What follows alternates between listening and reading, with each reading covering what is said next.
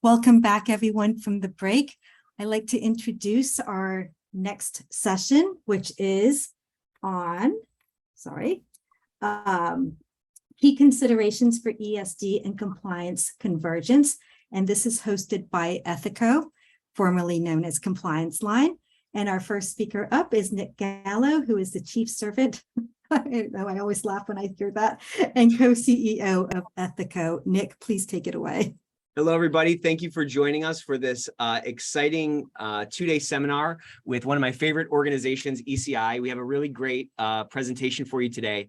As always, when we do a presentation, we want this to be very valuable for you. If you, at the end of this hour, are thinking, man, what a waste of time, or you spent the whole hour on Instagram, then that is an epic fail for yours truly and this panel. So why don't we kick it off by dropping your where you're here from in the chat. We want this to be very interactive as well. So I have a great panel, some really smart people here, plus me, and we're going to talk about this convergence of ESG and ethics and compliance. So throughout the conversation, if you have questions, if you have contributions, drop those in the chat. What I always like to say on these webinars is that we are part of a very special organization. We're a very special industry, and it's very unique in that it's very collegial, and most other industries are not like this. So if you're going through something right now and you're struggling with something in your program, in work, or whatever, I guarantee you that there's somebody else on this webinar who has gone through that themselves. And I guarantee you that if you reached out to them and you knew them and they were part of your network,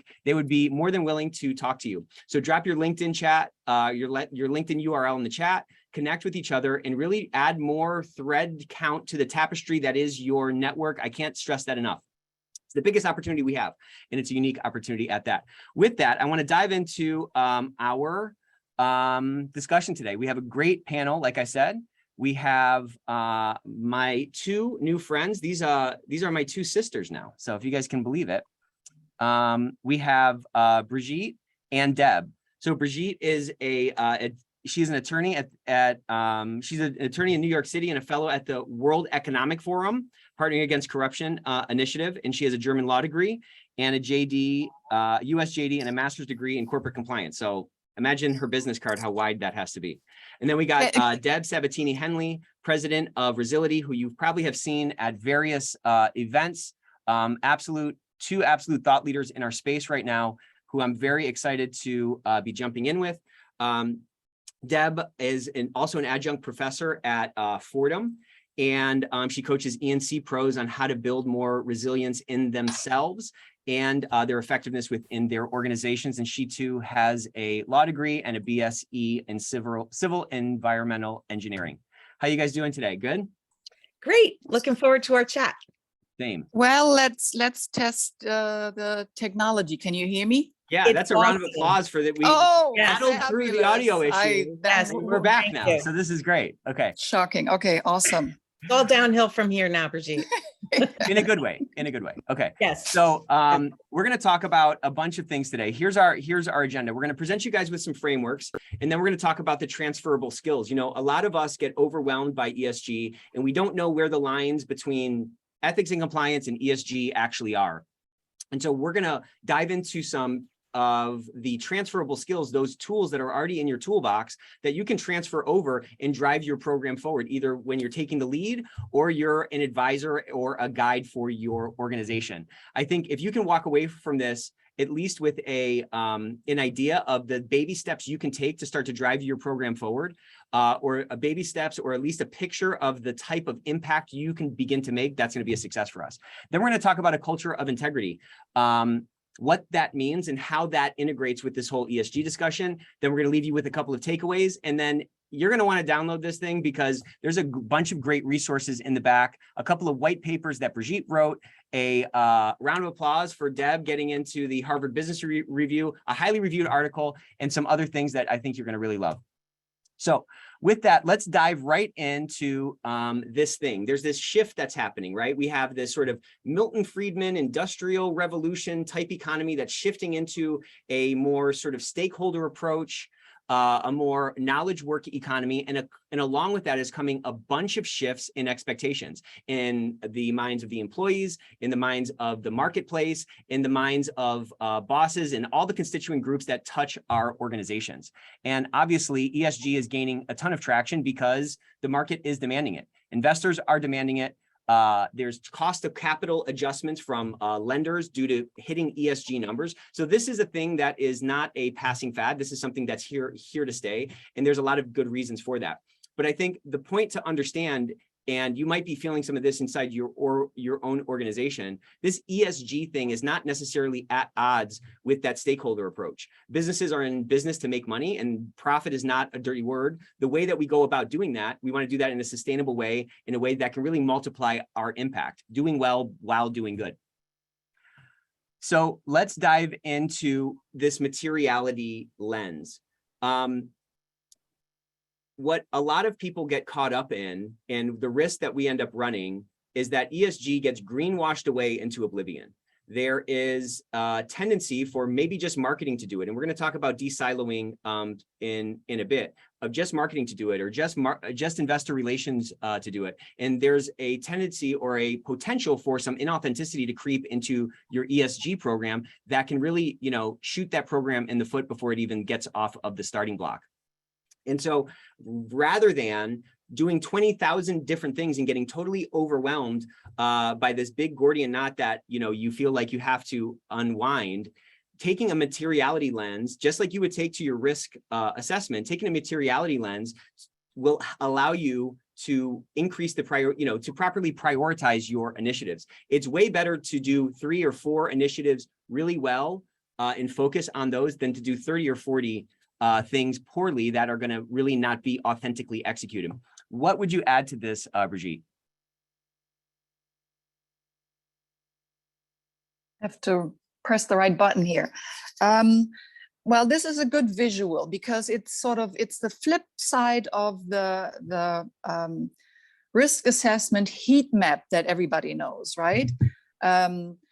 The risk assessment, risk to the company here, it's an opportunity for the company, or you can reframe it as a risk to people, a risk to the planet, if you prefer the risk analysis. But this is just to highlight that there are a lot of skills that folks in the compliance space have, that they can be used or reused slightly differently, maybe in an ESG context. And this here is just from Western Union. They do a lot of really good stuff on ethics. I recommend that you look at their website for some tips and tricks. But you can do it this way. You can do it in a different way. Thanks, Nick. Yeah. So I think, Deb, if you have anything to add, please jump in. Just to point out how many of these, topic areas we already have expertise in the ethics and compliance function. Yeah, and I think we're gonna underscore that a lot in a bit. So let's kind of zoom out to 30,000 feet and let's talk about how we kind of got here, right? Ethics and compliance, when it first came out, was really all about risk mitigation, keeping the company out of jail, and we got this reputation in many cases as a necessary evil, or transitioning into sort of this 2.0 framework, which is really about a cost center. At this point, it was a focus on efficiency. It was a focus on, hey, we're a going concern. We're going to be around for a while. Let's get us some of those tools. And what that led to is this feeling that many folks that I've talked to have of being at the kiddie table. There's the grown folks table where strategies discussed, where profits discussed, and we're kind of stuck like a tween at that kiddie table where we know in our hearts that we have a lot of impact to make. So the way that we can really start to utilize these opportunities in front of us to elevate from this kiddie table to the grown folks table is by becoming a strategic lever in our organization. And so ESG presents a unique opportunity, to Deb's point and to Brigitte's point, because the execution of ESG is going to be utilizing a bunch of tools that are already in our toolbox. And this convergence is a sort of a once in a career opportunity for us to either play an active role, to play a coaching role, to play an advisor role as this thing that's on top of mind for every C-suite that I've talked to, every investor that I talk to, this is top of mind for them. Take advantage of that opportunity to elevate our impact, elevate our power in the organization, pull that chair up to that grown folks table, and really start to push some of the change that many of us have been waiting to push within our organization. So we're in the framework section. We're going to lay out a bunch of frameworks, and then we're going to get super tactical here. But you may have heard about this golden circle. So the golden circle is, on this outer ring is what, on the next ring is how, and on the inner core is why. And if you think back to your own career, you probably weren't choosing between being an M&A attorney and the path that you ended up going down. Many of the folks that wind up in ethics and compliance are people that want to make a difference in the world. They want to leave the world better. And that's the core that drove us into these jobs and into these positions. Over time, we get jaded. Over time, we get chewed up and spit out. Our to-do lists get so long, and we're really just focusing on the what. What do I have to do today? So what ESG presents us is an opportunity to get back to that why. Why are we doing what we're doing? And how can we resonate that thing across the organization, particularly to those in power who can enable us to magnify that impact? So, we all have heard about this thing, the Eisenhower matrix. If you haven't, Google it or just print the slides out. But the Eisenhower matrix is really kind of helping us to assess where we're spending most of our time. And most of the ethics and compliance people that I speak with are really focused on this top left quadrant of being urgent and important. Deb, how do you look at this Eisenhower matrix in the context of ESG? I really think we need to make sure we've carved out space in our brains as well as time in our schedule to get over into that decide box. So that's the long-term thinking box. It's important, but it's not on my desk right now. And how can we be more strategic in the way we spend our time and focus our energy? If we want to get out of reactive mode, which is what the do box is, then we have to make time for building out that strategic focus. Well, what would you add to that, Brigitte? Yeah, I think one of the major themes of ESG is proactive actions, a strategy. And you cannot do that if you're in the top left quadrant. You need the time and the headspace for that. So you got to make sure that all the other stuff that's on your plate is taken care of. So you can really think deeply about these things, because they need deep thinking. It's not superficial. It's not reactive. You really need to think about it strategically. Exactly. And what I love about this matrix is it presents some great bucketization. That's a little hint for the segue here, Brigitte. But there's a lot of stuff you're doing that you can probably delegate, whether that's to somebody else on your team or to a third party, so that you can free up that time, that mind space to do that deep work that's going to allow you to create these leverage points. So Brigitte, walk us. Before you go off that, I just wanted to also flag that for anybody who's as old as I am, if you read The 7 Habits of Highly Effective People, Stephen Covey, he used that Eisenhower matrix in a sort of related way. And that box we all want to be in, the professional development box, the thinking long-term, we're in it today, right now, doing it. Yeah, great point. Great point. So round of applause for yourselves for carving out some time for some real leverage points. So Brigitte, you came up with this great 3 buckets model, and I'd love for you to kind of explain it, and let's talk about some different examples of this. Yeah, thank you. I call this my 3 bucket theory. But before I go into the weeds, I have to give a disclaimer. I'm here in my own private capacity and do not speak for the World Economic Forum. And also, while I am a lawyer, nothing I say here today is meant to be legal advice. Got that out of the way. So my 3 bucket theory. I think that you can fit all ESG issues into 3 buckets. So the first bucket, that's the bucket where you put all the legally mandated ESG issues, where there's a law, a statute on the books, a regulation, something official. These are the things that you must do. There's no way around it. You have no choice. And these ESG issues fit very well into a traditional compliance program. You might have to consult different types of subject matter experts, like somebody who knows about greenhouse gases, whatever. But it fits very well into the traditional compliance program, and the principles are really the same. You start with a regulatory mapping and take it from there. The second bucket is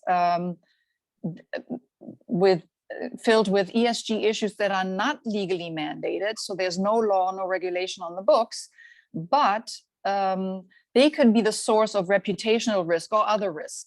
But reputational risk may lead to you lose customers, you lose your best employees, you cannot hire any good employees. So there's a risk there. But here again, this is similar to a good ethics and compliance program. You start with a risk assessment, take it from there. Again, you may need to consult new or different subject matter experts on, I don't know, human rights or supply chains, whatever.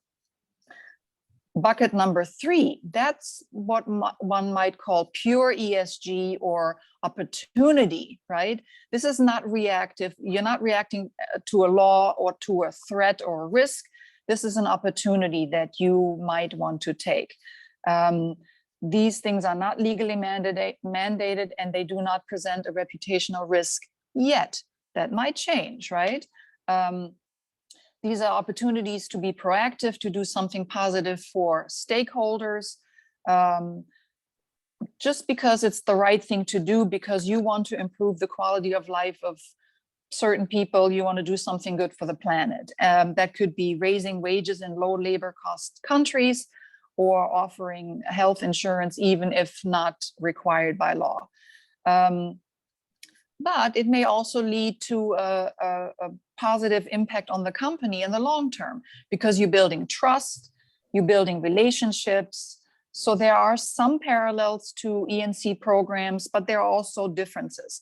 And thinking about the picture earlier of the Western Union diagram, the way they did their thing, it's not a risk assessment, it's an impact assessment, human rights impact assessment, or whatever you want to call it. Flip side, risk assessment to the risk to stakeholders, whatnot. These buckets are not fixed or static. They could change. They might be different in different countries and different jurisdictions, of course. They could also change over time. What is in bucket 2 or 3 today might be in bucket 1, legally mandated tomorrow, because there are new laws. Or I think earlier you heard about hard law, soft law. Soft law was turned into hard law. So all of a sudden what you had in the second or third bucket might be in your first bucket. What's now in bucket 3 can also move into bucket 2 because of changed stakeholder expectations, maybe because of greenwashing allegations. You took an opportunity, you said something publicly, how great you are, and it turns out that wasn't really true. So it turns into a risk. You made a stupid public statement and it really doesn't reflect the actual internal situation. And I think, Deb, you have a good example of how that actually happened in real life. Absolutely. You know, the difference for me between bucket 3, where you're looking at opportunity, and bucket 2, where it becomes reputational risk, I think can be summed up in this statement: be who you say you are. So, right? So be who you say you are. And so for us in ethics and compliance, we go first to values, right? The values, the code that tells our employees who we are in the world, who we're committing to be in the world. And if we're not living according to those commitments, we create, at a minimum, we create risk that our employees will get frustrated, disengaged, and leave. We maybe will lose customers, but then it can also become, beyond reputational risk, can be risk if we're making promises that we can't keep. So, this is a case study that I use in my teaching about where a role might be for ethics and compliance professionals in ESG. So Kroger, as many of you might know, is a huge grocery store chain. Back in February, this New York Times article appeared, the picture of the guy with the curly hair. Business booms at Kroger-owned grocery stores, but workers are left behind. Oh, what's that? Well, there was a study done by the Economic Forum, that's the bottom right there that says hungry at the table. And it turns out that a large chunk of grocery workers in 3 Western United States, US states, are living at or below the poverty line, are what's called food insecure. And it's sort of shocking to think, they're working in a grocery store and they can't afford the food they're touching, they're stocking, they're putting in bags, right? So what happened? Well, I looked, when I read that, February, this report had come out in January, I looked at Kroger's homepage, I went to their About Us page, I found their values. Their values say what a lot of our values say about respect and trust and so forth. But then I looked at their investors page, because that's where the press releases and things are when they have to say something great or they have to do crisis management, right? So on that page, I found a statement from the company about this issue. And instead of talking about how their mission, which is, I don't have it on here, but their mission is feeding the human spirit, how their mission needed to maybe now embrace their own employees. They instead took issue with the report because there were some unions that had helped fund this nonprofit research study. And so clearly it wasn't a credible study, says the head of HR. And instead they've hired a consulting firm to talk about how Kroger's wages are the best among their competitors in those 3 Western states.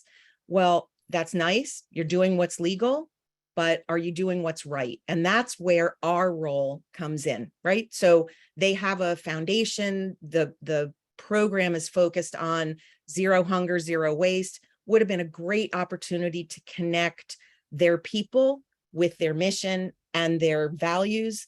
And, this is why it's a great case study in my classes, because I asked my students, if you were the chief ethics and compliance officer, how would you jump in and deal with this? So that's, I think, what we want to talk about with all of you is where can we find our seat at the table for these discussions about what goes in the ESG report, what goes in our marketing and our commitments to the world about who we are, because be who you say you are means live your values, live your commitments, certainly make sure there's a real process behind your ESG strategy and implementation.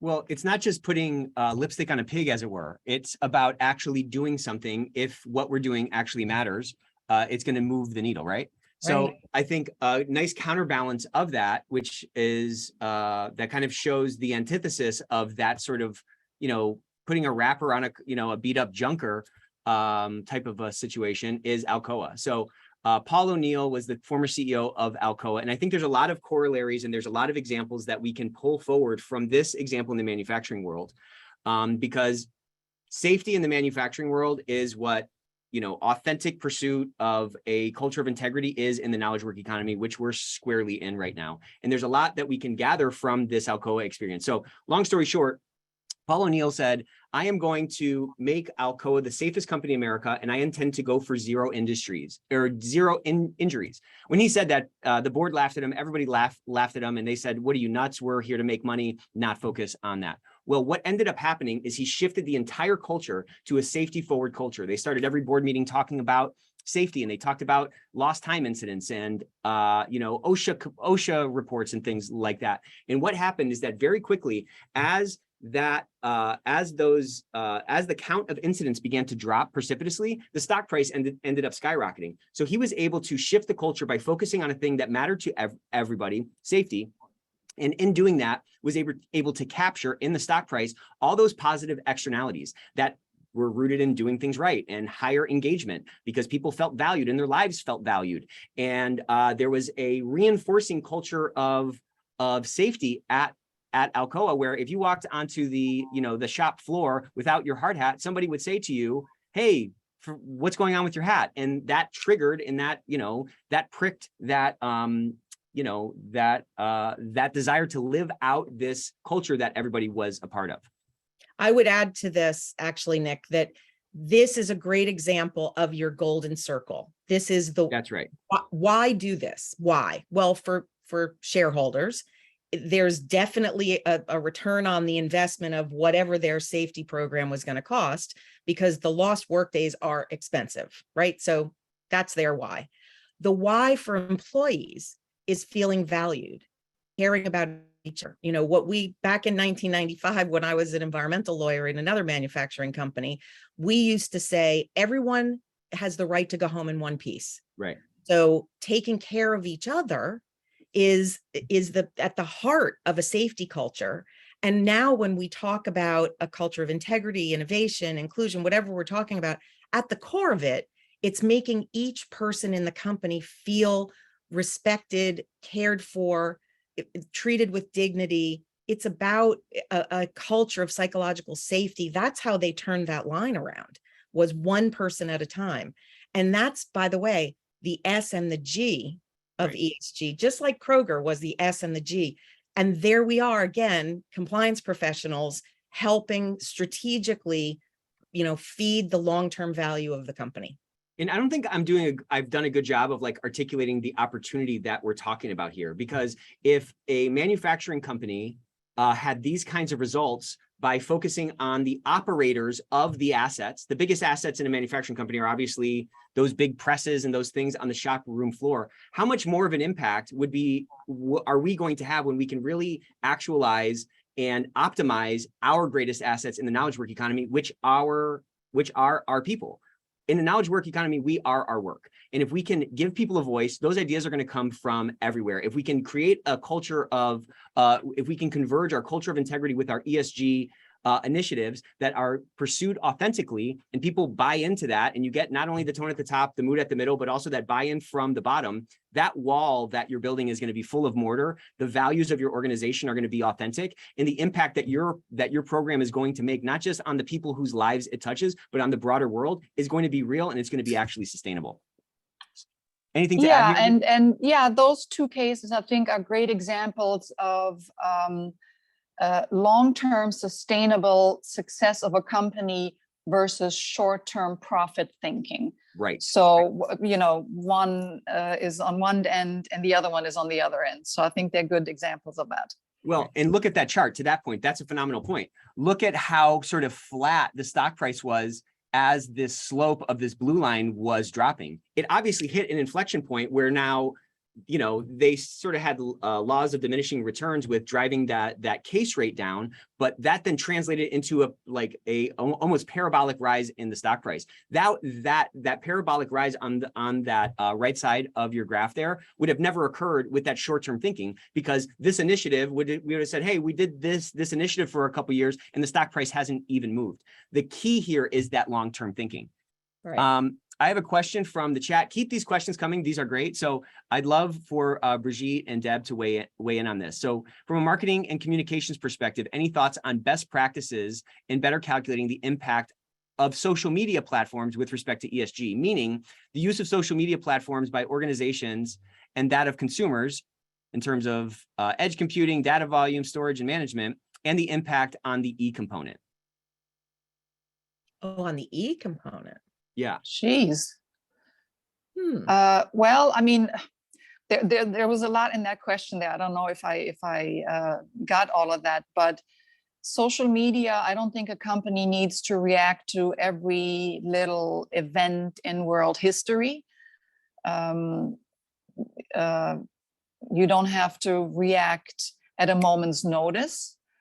You should do something, but don't overdo it. And again, long-term versus short-term. And what Nick mentioned earlier, you don't have to have an opinion on everything that's going on in the world. Focus your your activities on 2 or 3 core Yeah. issues that align with your business. And I think that's where you can do the greatest good. Yeah, and I think to Brigitte's point, if we can bring that materiality lens to our particular business, you're probably going to have some things in different areas of the business, whether those are different data ponds or whatever, that are already addressing those big things. So so I hope that helps. So let's talk about some key E&C best practices and how those transfer. Deb, take it away. Sure. So there are at least 3 things we're already doing that can really help our organization jump into sort of a more mature approach to the ESG strategy and implementation, or at least to get thinking more broadly and more holistically about the long-term success of the program. So the first one is taking a management system approach to implementing ESG, well, setting strategy and implementing ESG. The second is using risk assessment kind of upside down. So sort of opportunity assessment, I like to say, as the strategic driver. And then third is making sure there's cross-functional collaboration, because there are so many topic areas that fall into this arena. No one person can be an expert in everything. And we know that from ethics and compliance. So here are just, a dozen topic areas that fall into ESG that we already are addressing in many of the ethics and compliance programs all of you are leading. I won't read through all of them, but I think what's important to flag here is that not all of them are in E, right? Most of them are in S and G. Right. So, we already have a lot we can contribute to help expand the program beyond just focusing on greenhouse gas emissions, for example. Great point. So the management system approach is just, plan, do, check, act, right? Quality management. For those of you who are unfamiliar with it, if you start in the plan box, the green box, from a compliance and ethics standpoint, I use that as so what are we going to commit to? What do we need? What gaps do we need to fill, right? That's where we start. So what are we committing to before we do it should have a prioritization.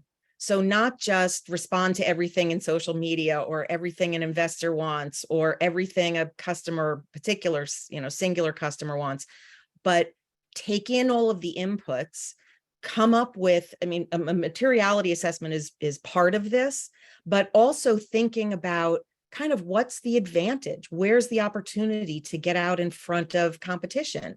Where's the opportunity to engage our employees in a way that they stay? Because losing employees, which the Great Resignation has shown us, is very expensive and can really deteriorate your culture and your productivity. So what are we committing to? That's the plan box. What are we saying we're doing, or what are we supposed to be doing? What are we actually doing? The gaps are where we come up with the plans. The do box in compliance, that's where our controls are. The check boxes, are we actually doing what we said we were going to do? So are we being who we say we are from an ESG standpoint? And then management review is, okay, here's what we're finding. We're not really doing what we said we were going to do. And continual improvement is how we get better and better, move, into more mature approaches year over year. Most importantly, because we can't boil the ocean, we have to, in that plan box, be really sure that we've done a good job of thinking about all of the possibilities and then focusing on the ones that will have the most impact, just like we do in ethics and compliance. In the next slide, you'll see, this is basically what we do, thank you, in risk assessment, right? We think about what we're supposed to be doing or committing to in ESG speak, right? And what we're actually doing. And that gap analysis tells us, oh, we have a bunch of things that we have to do or might like to do if we're thinking about opportunities. And how are we going to prioritize them? That's where a materiality assessment really helps. If we just think myopically about this month or this quarter profit, and we're not thinking longer term about a sustainable approach to, creating resilience in the company, in the organization, then we're going to miss opportunities. We might even start losing employees if we're not thinking broadly enough in the S and perhaps the G categories. So a risk-based or opportunity-based approach to the strategy is exactly what we do in ethics and compliance. And we can bring that to the table in an ESG discussion. So from a maturity standpoint, we always start, well, maybe not anymore, but back in the 90s, when I started in ethics and compliance, our approach was kind of reactive, right? We had some basic stuff. We had a code of conduct and, a helpline or whatever, but now we have a problem in some risk area we weren't thinking of. We put in place a policy, procedures, et cetera. And now, okay, we can be more proactive. So as the program matures, you get into that proactive mode, which is kind of where the, federal sentencing guidelines in the US would like us to be. But from a business strategic standpoint, this is the compliance 3.0 that Nick was talking about. Our role shifts from proactive to transformational if we involve more stakeholders, if we push ownership into the business, right, into the organization, and we take more of an advisory, coaching, guiding role, and not necessarily a, shoveling behind the elephant in the circus parade role, which is where we were in reactive mode, right? So as you think about your ethics and compliance program, you're moving in that direction, right? So same goes for ESG. How can we get out of reactive mode? Oh, a customer's demanding something, or, a regulator's going to come at us with a new requirement, and get ahead of it so that our priorities are driven by what's best for our business, our organization, our stakeholders. Anything to add, Brigitte? Oh, I thought you were going off mute there. Quick question. With regard to diversity, S and G components, would you provide your thoughts on making the balance with respect to attaining goals, regulatory compliance, perceptions, and potential legal challenges? It's an interesting question. Sure. So, if we think about the why of diversity and inclusion, right? The why is not some, law tells us That's right. that we have to be diverse, right? It's about inclusion is about having a broader range of perspectives, backgrounds, understanding of our customers, the world, the market in which we're working, and bringing those perspectives to the work of the organization. That's the why, not the regulations, not the laws, right? That's right. So yeah, there are laws and regulations around discrimination and harassment and, exclusion. But if our focus in a proactive way is on inclusion, and we're creating a culture of psychological safety where people can share their ideas, we're going to get more inclusion and then innovation. So focusing on the why, I think, helps us with the balance that you're asking about. Certainly, we have to back it up with, we're not going to behave in a way that falls below the floor set by laws and regulations, but we're also not going to use that as the ceiling for our behavior and our decisions. Does that help? Yeah, that does. What would you add to that, Brigitte, with respect to regulations we might see coming from different jurisdictions like Europe, or something that might make their way over here, or something that's happening in California that might transcend across the entire country? Yeah, it's tough. People usually don't like to do stuff that they are mandated to do. It's better to get ahead of it and do it voluntarily. And I totally agree with what Deb said. The why do you want diverse teams? Because diverse teams bring so many different perspectives than a team where everybody is the same.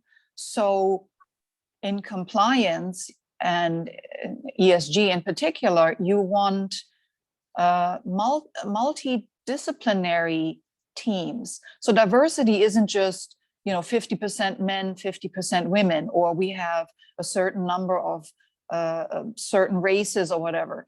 It's also a diversity of background, diversity of skill, that kind of stuff. So and I think compliance and ESG in particular are in much better hands if the teams responsible come from different disciplines and bring different experiences and backgrounds and skills to the task. You know, there are regulatory requirements about reporting, if you're a public company, reporting out your diversity numbers, if you will, right? There are states and cities now that require a certain percentage of women and people of color on boards.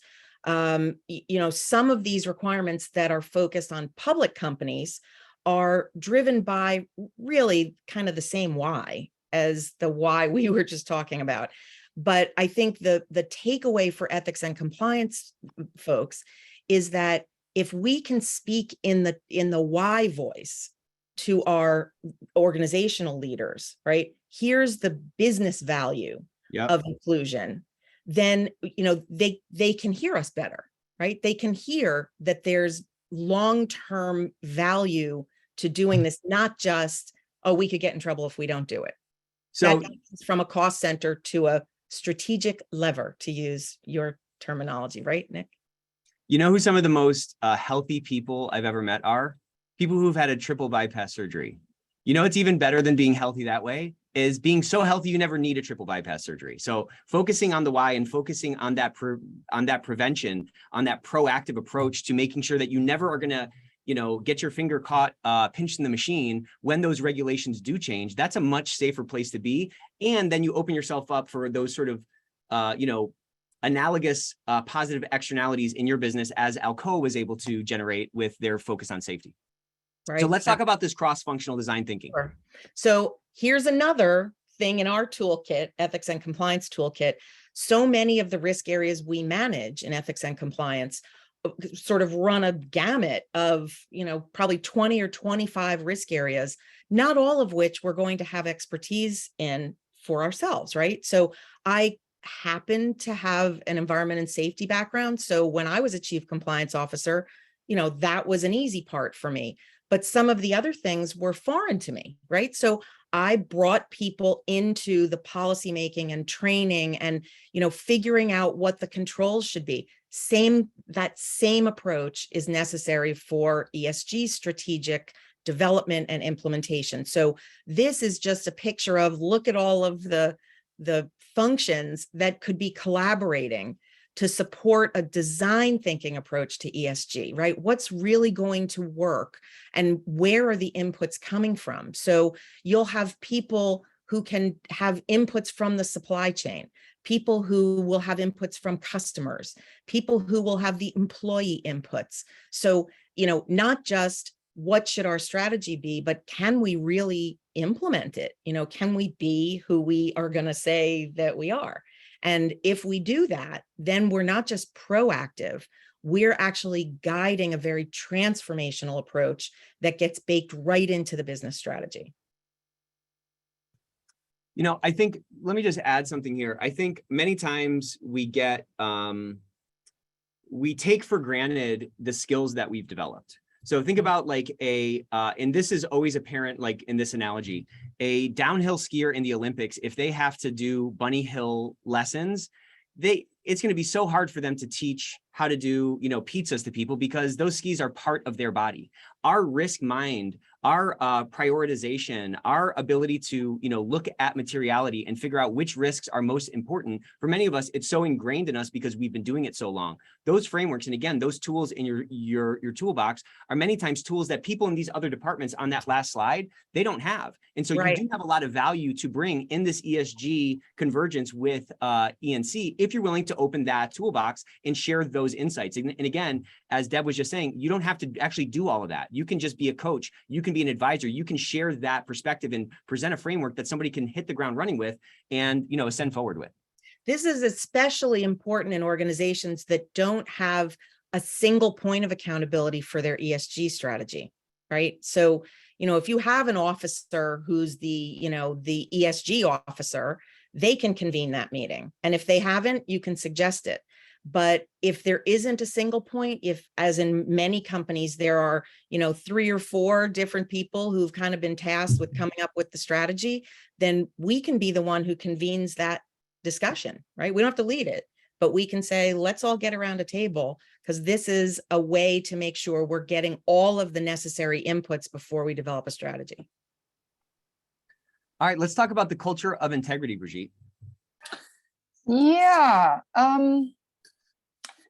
I co-authored a white paper for the World Economic Forum on integrity, and the basis of what we wrote in that paper was a series of dozens and dozens of interviews we conducted with integrity leaders in large multinational corporations and other organizations like the World Bank and other organizations. And we asked them, what do you do? What works? What doesn't work? What would you like to do if you had the resources? And we put this all together in a white paper, and it's available. And I think on the last slide, Nick, I think you put a link to that. Yeah. White 5-star. paper. That's a 5-star white paper. Yes, of course, of course. So one huge part of ESG is building a culture of integrity, and a culture, of course, you don't, flip a switch and you have a good culture from one day to the next. It's a long-term approach. It's, baby steps, but you build a culture over time. And so many parts to this. And we came up with the 7 I list here. I mean, the one big one is you have to align the culture with your business objectives, and you have to integrate integrity into everything that you do. You can't just have, your CEO say something good about your culture once a year and that's it. It needs to be integrated into every business meeting, every training session. So alignment and integration are very important. Again, long-term strategy, you cannot change culture overnight, and it has to be holistic. You have to involve everybody. There cannot be any silos. We've already talked about the stakeholder expectations that have risen.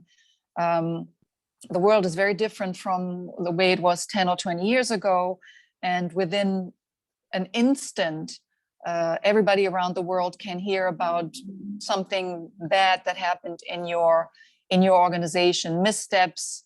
You cannot hide your missteps anymore. Everything is public nowadays, and that's a lot of pressure to organizations, and how to handle that, and a strategic approach to how to handle that is very important to develop.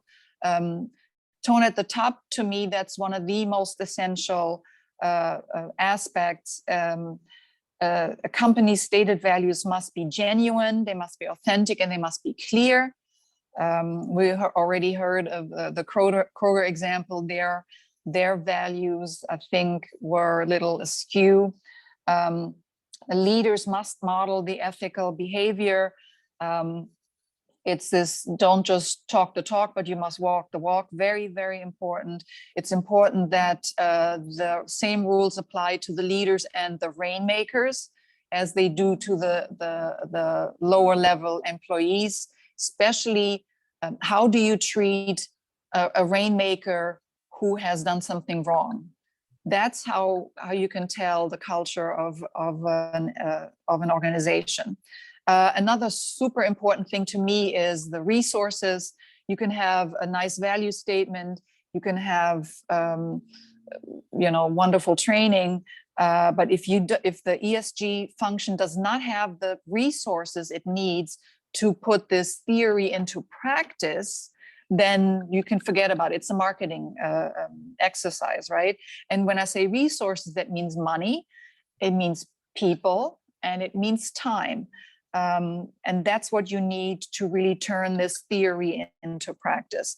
Incentives always important. And it's important to develop an incentive structure that encourages long-term thinking. So, clawback bonuses, that kind of stuff, very important. And we know that might become a law soon.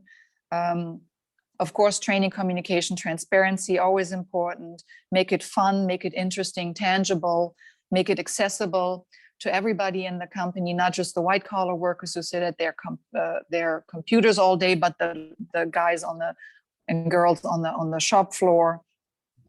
And importantly, use lessons learned from investigations and previous missteps.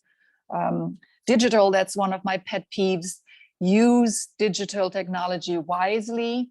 And it can also, if you get away from spreadsheets, if you put it all into a nice software, you can be much more efficient, you can be more effective, and it'll free up the humans. If you have the technology do all the grunt work, the humans have the time and the headspace that we talked about earlier to think about strategy, to be more proactive rather than reactive. Let the technology deal with the reactive stuff.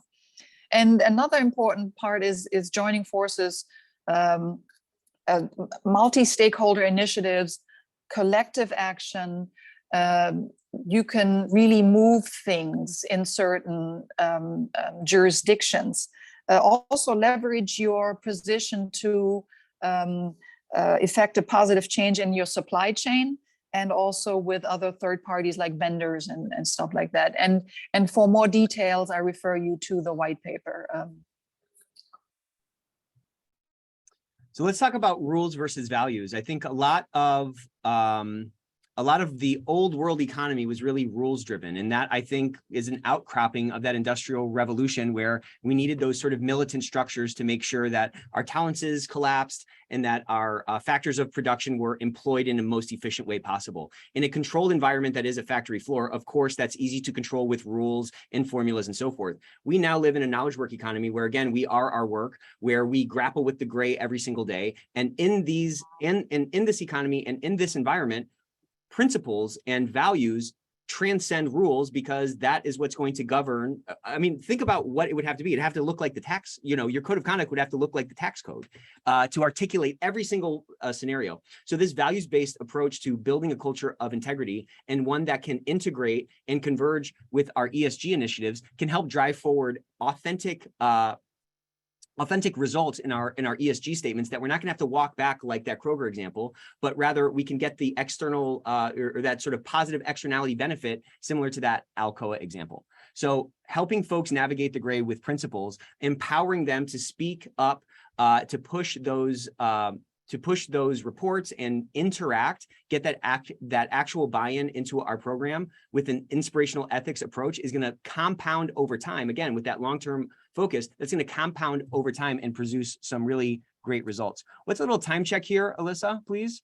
Here are 7 tips that we can utilize to meet the demand of ESG. Right? ESG is not just some navel gazing, a fun project for us to kind of squeeze in between our to-do list that's as long as our arm. It's something that can move the needle for our organization, not just in a market-facing perspective, not just in a cost of capital perspective, but in terms of actually engaging people with respect to what they care about and getting back to our why of making the world a better place. So rethink your approach to ESG. Open up that toolbox that you may have been taking for granted. Bring some of those frameworks and tools out and help to push that forward. Publicize your ESG, whether it's internally or it's externally. Gather those data points from these data pools that I guarantee exist in different corners of your organization, such as your training LMS system, such as your speak up solution, your case management system, and your if you're in a manufacturing facility, what environmental data pools and what environmental systems are you tracking different incidents in? All those things can be starting points for us to start gathering things together and dropping it into that plan, do, check, act flywheel that Deb referenced. And in doing that, right, whatever you measure can actually get managed. If we're running through that kind of a flywheel, we'll start to see gaps in our program, and we'll start to see steps that we can begin to take from a Pareto approach. That's the 80-20 rule, from a Pareto approach to drive our program forward in meaningful ways. Being transparent, documenting all those steps, right? ESG is a lot about being able to show our receipts. when those regulations come in and you get audited, we want to put those structures and those frameworks in place that, again, we're already putting in place in various other areas of our organization. We want to put those in place here so that when we get audited and those regulations come out, we'll be able to show our audit trail and show our receipts and have that documentation to prove out, to prove the fact that our ESG initiatives are authentic. And listen, tell stories and celebrate wins. Telling stories across our organizations are the best way to really translate and transfer knowledge. We're all wired for story. And that Kroger example is a great story to tell and say, hey, boss, hey, board, hey, team, I don't want us to turn into something like that, where we've greenwashed our way through this this process, and then we have a reputational risk that we're not going to be able to walk back. And celebrate those wins. Odds are there's already a bunch of ESG stuff that you're doing in your organization. It's going to take someone like you to, pull that chair up to the grown folks table along with your report where you've aggregated some of those things from these different groups in your organization and show that, listen, we're already kind of on our way. Very few people on this webinar would be starting from a dead stop, and very few people on this webinar don't have something to contribute to the broader ESG initiative at their company. So, big takeaways. What do you say here, Deb? Well, none of this is new. If we think about the toolkit that we already have, right? We can bring value to this discussion because we are already experts in many of the things that are necessary to create an authentic ESG program that reflects the stakeholders of your organization.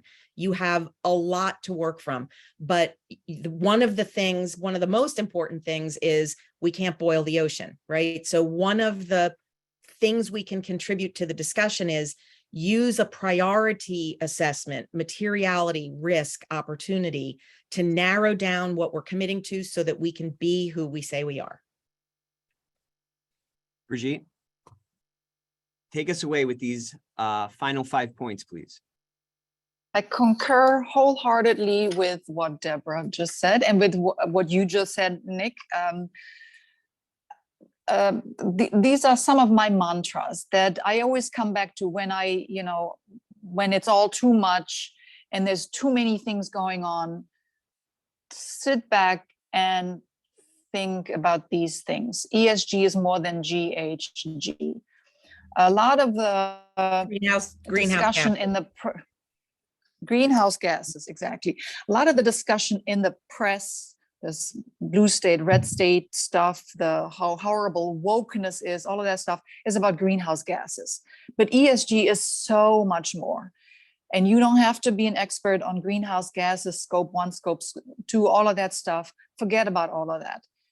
There are so many awesome, fun, great, rewardable, is that a word, things in ESG that you should focus on, and forget about all of that noise, the messiness. Another thing that I keep coming back to, focus on the long-term sustainable success of the organization. Lose your short-term profit view. That's what's going to mess you up. If you have a long-term sustainable success view, you will be successful. No doubt in my mind. Another one, knock down the silos. If the legal folks do their legal thing, if the compliance folks do their compliance thing, if marketing does their thing, HR, everybody does their thing, they don't communicate, they end up with the Kroger situation. My interpretation, and I don't know all the details about it, but is marketing thought, oh, this is a great value statement. This is a great, this sounds great. They never talked to anybody else about it. They should have. They should have talked to compliance. They should have talked to legal. They should have talked to HR, right? Hello, salaries. So no more silos. You all should talk to each other, and everybody brings a different perspective. And I think you'll end up with a better result. Deb, you want to do the rest? Sure. So I would say and I would go back to the focusing beyond the E piece to tie some of this together. Climate change is an important focus for employees, for customers, for obviously regulators, but the focus that we bring to S&G has to be as robust. Right. So, we're not saying forget the E, we're saying focus beyond the E, because the S and the G, when you knock down the silos and you start getting input from customers and from employees about what's going to keep us resilient as an organization, that's where diversity and inclusion and innovation are going to come from and keep the organization competitive and resilient. Bringing our toolkit, those three of the things that I think we do well and maybe are so competent at them, we don't realize that they're a toolkit that other parts of the organization aren't as comfortable with as we are. Bring it to the table. And be Ted Lasso is, if you've watched that show on Apple TV, he coaches by getting his players to think things through for themselves, right? We are the advisors to our organization. Right. We are not the leader. We don't have to own ESG. We don't have to become the ESG officer unless you want to. I think it's a great stepping stone from ethics and compliance to ESG, but we have a great role in advising, in helping the business do the right thing and see the value, the long-term strategic value of having a robust and implemented ESG strategy. Love it. We're doing pretty good on time here. So here are some resources that we've included. If you haven't read these white papers, I don't know what you've been doing with your life. So let's download these, read these. These are all phenomenal. We have The Rise and Role of the Chief Integrity Officer, contributed to by Brigitte. Round of applause for Brigitte. 5-star rating on that one. ECI Guide to ESG. Another round of applause for ECI for putting that together. Brigitte also contributed immensely to that. Another 5-star piece of collateral there for you. The Harvard Business Review and Resiliency article about psychological safety and making it a strategic priority for your organization by Deb. Phenomenal. Another 5-star thing. And I gave myself 5 stars for this thing that our team put together, which is the ESG scorecard and statements collection. So you can download this if you go to the top left corner on this Google Sheet. We're going to send this around. I just sent this to Alyssa. Go to the top left corner, download a copy for yourself, and it gives you some good frameworks. And then the second tab has a list of 100 different ESG statements. And if you haven't spent any time looking at various organizations' ESG statements, either in general or in your same industry, it's going to give you some great ideas to say, oh, I could do this. So this is way closer than you think. It's way easier than you think. You're built for it. And this convergence is only going to get stronger and stronger. And this once in a career opportunity can slip through your fingers if you don't take advantage of it. So with that, we appreciate you all for joining us. Thank you for coming to our session. If round of applause, which you can add in the chat with 9s for Deb and Brigitte, if you enjoyed it. Thank you guys so much for your contributions to our industry. Thank you. To this initiative. Look at all those 9s. This is crazy. Okay. But I want to add, please be sure to connect with us on LinkedIn as well. We can put on LinkedIn links in the chat, but this is a very collaborative profession and we have each other's backs and we're happy to bounce ideas around. So this profession is not like other professions. I can't underscore that enough. I'm going to keep saying it until I'm blue in the face. We have to take advantage of that because your net worth is your network. Your impact is going to be driven by the people that you know and who you can reach out to.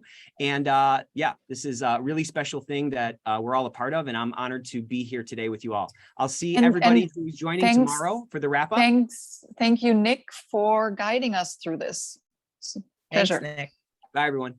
Bye-bye. Thank you. Thanks.